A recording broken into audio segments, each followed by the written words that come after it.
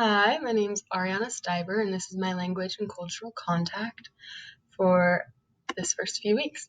So for Semana Dos, which was our first week of doing this, I listened to mariachi music, so I just wanted to see different kind of music than what normally listen to, and so I learned words like alegría, which is joy, guitarras, guitar, traición, which is betrayal or treason, which is weird because I thought it would mean like tradition because that's how it sounds, but it wasn't.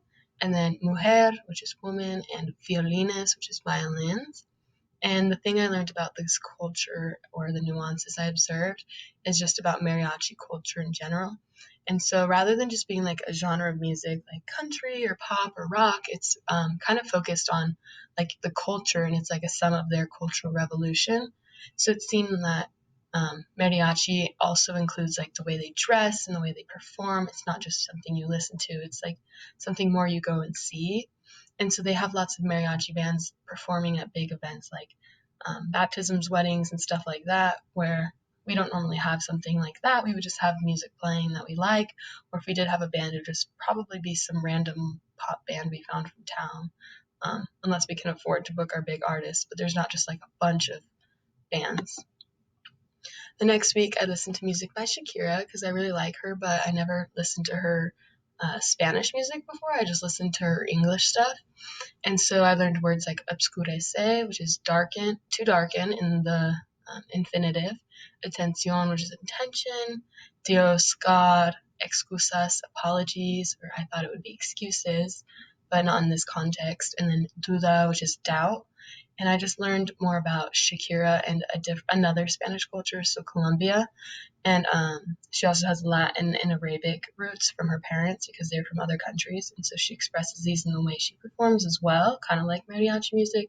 So, like belly dancing, swinging her hips, and dancing barefoot, which isn't normally things you see when you go to concerts here in the US, or nothing that I've seen before. So it's different from my own experience. And then the next week, I listened to music by Julieta Venegas, and that's someone I listened to in Spanish 1. And so when I was thinking about listening to some Spanish music, I was just reminded of her, and I wanted to hear some of her songs. So I learned words like confesar, to confess, seguro, which is safe, felicidad, happiness, cambiar, to change, and cerca, which is close. And I observed how the Spanish culture is just all about family and its close ties and just enjoying life all together. And so even though she was born in America, she's Mexican heritage and she sings in Spanish, and you can really see her culture there and how she sings about just loving, being happy, and like chasing those you love, which is kind of similar to America. There's just less focus on families as there is there. The next week, I listened to music by Cafe Tagba, and I listened to this band because my sister sent me a song I liked, and I wanted to hear more from the album. And so I learned words like este mundo, which is this world, pensamiento, which is thought, preciosa, precious, estoy muerto, which is I'm exhausted, and I thought it would mean I'm dead. So that was surprising to see it used like that. And mi salvación, which is my salvation. And I observed about how lots of their music is based on romance and love. So like they make a big deal out of it.